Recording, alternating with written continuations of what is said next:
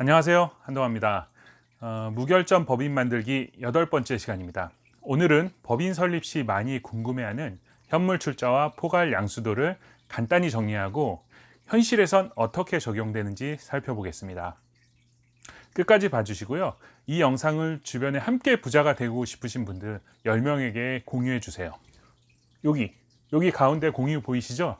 그거 누르시고 카톡으로 공유하시면 됩니다. 그렇게 선심 쓰시면 부자가 안 될래야 안 될 수가 없습니다.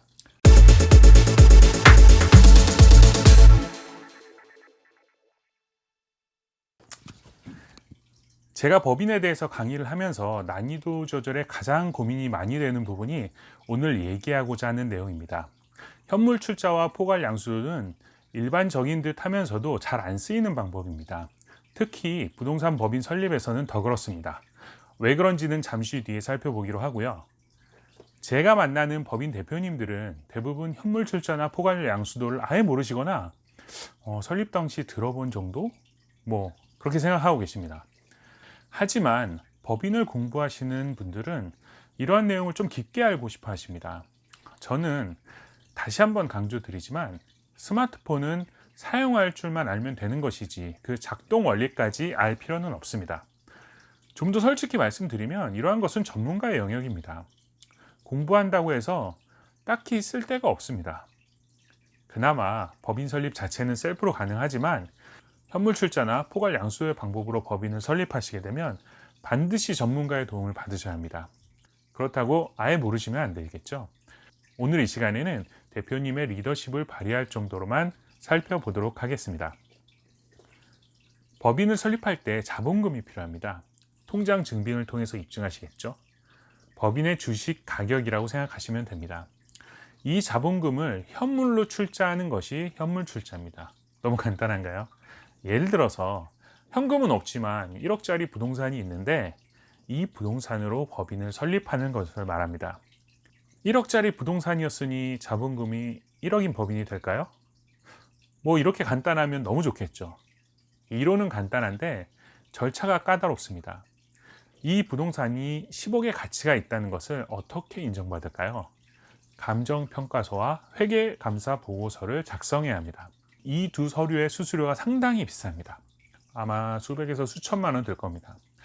사실 사업자의 자산의 가치는 대표님이 가장 잘 아시겠지만 공신력 있는 검증을 받아야 하는데 그 비용이 만만치가 않습니다. 그리고 그것을 법원에서 인정을 해줘야 합니다. 그렇기 때문에 전략적인 특별한 사정이 있지 않는 이상 비싼 수수료를 감당하실 필요가 없게 됩니다. 두 번째로는 포괄 양수도입니다. 말 그대로 사업을 전부 법인이 사오는 개념입니다. 예를 들어 개인 사업으로 공장을 운영하시던 분이 있는데 공장의 총 자산이 5억인데 3억의 대출이 있고 2억이 순자산일 때 2억 이상의 자본금으로 법인을 설립해서 이 공장을 포괄적으로 사오는 개념입니다. 마치 부담보 증여와 구조적으로 비슷한 개념이라고 생각하셔도 됩니다. 부담보 증여가 뭔가요? 자녀에게 5억짜리 아파트를 증여하려 할 때 5억을 그냥 주면 5억에 대한 증여세를 다 내셔야 하지만 만약 이 아파트에 3억의 대출이 있다면 3억의 대출은 자녀가 승계해옵니다. 자녀는 2억의 돈만 증여로 인정이 되고 3억은 양도로 인정이 됩니다. 5억의 아파트를 2억의 증여세만 내고 증여받을 수 있는 것입니다. 물론 3억은 양도세를 내야겠죠. 포괄 양수도는 순자산 가액을 지불하고 3개월 이내 법인이 그 사업을 사오는 개념입니다. 포괄 양수도 방법으로 법인 전환 시 가장 막히는 부분이 순자산 가액만큼 현금을 준비하셔야 합니다. 이것이 문제가 됩니다. 지금은 예를 들어서 2억이지만 개인 사업의 순자산이 많을수록 현금 확보를 많이 하셔야 합니다. 특히 부동산을 업으로 하시는 분들의 특징이 무엇입니까? 현금이 없습니다. 저만 그런가요? 다들 10억 정도는 현금으로 갖고 계신가요? 네. 부동산 투자하시는 분들이 조금의 자산만 있으시면 다 부동산에 넣으시거든요. 부동산 투자하시면서 유동성을 확보한다는 게 생각만큼은 쉽지 않습니다. 자, 그럼 정리해 보겠습니다. 전략적으로 반드시 현물 출자나 포괄 양수도의 방법으로 법인 전환을 하시는 분이 아니라면 중간에 대부분 포기하게 되십니다. 현물 출자를 하려 했더니 자산평가를 받는데 수천만 원의 수수료를 내야 하고, 포괄 양수도로 법인을 전환하려 하니 현금 확보가 쉽지 않습니다. 그렇기 때문에 굳이 무리해서 내 사업을 법인으로 전환하지 않으시고 법인을 설립하면서 개인 사업의 역량을 조금씩 이전하는 방법이 일반적입니다. 큰 차 샀다고 작은 차를 폐기할 수도 있지만, 큰 차는 큰 차대로 타고 작은 차는 동네 마실 갈 때 탈 수 있는 것처럼 말입니다. 무조건 개인 사업을 법인으로 전환하시는 것보다는 개인 사업은 그대로 유지하면서 법인을 별도로 설립하시는 경우가 많습니다. 물론 양도세 2월 과세나 취득세 감면, 부가가치세 비과세 등 혜택도 많이 있지만 굳이 어려운 길로 돌아가실 필요는 없으십니다.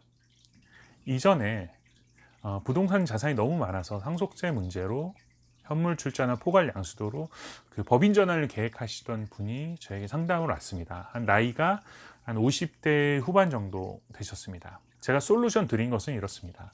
향후에 그냥 우리가 평균 나이까지만 사신다고 하셔도 20여 년이 더 남으셨는데, 법인 설립은 반드시 지금 하시고요. 향후에 20년 동안 그 부동산 한 번씩 제가 봤을 땐 사고 팔고 순환이 될 것 같은데, 이때마다 조금씩 법인의 역량을 키우라고 말씀을 드렸습니다. 물론 개인의 상황에 따라 천차만별이기 때문에 정확한 답이라는 건 있을 수 없지만 그분께는 아마 도움이 되셨으리라 생각이 됩니다. 오늘 학문적으로 깊게 들어가지는 못했지만 사용자로서 충분한 개념을 잡았으리라 생각됩니다. 다음 이 시간에는 무결점 법인 만들기 9번째 시간으로 전체적으로 법인을 만드는 프로세스를 말씀드리겠습니다. 많이 기대해 주십시오. 감사합니다.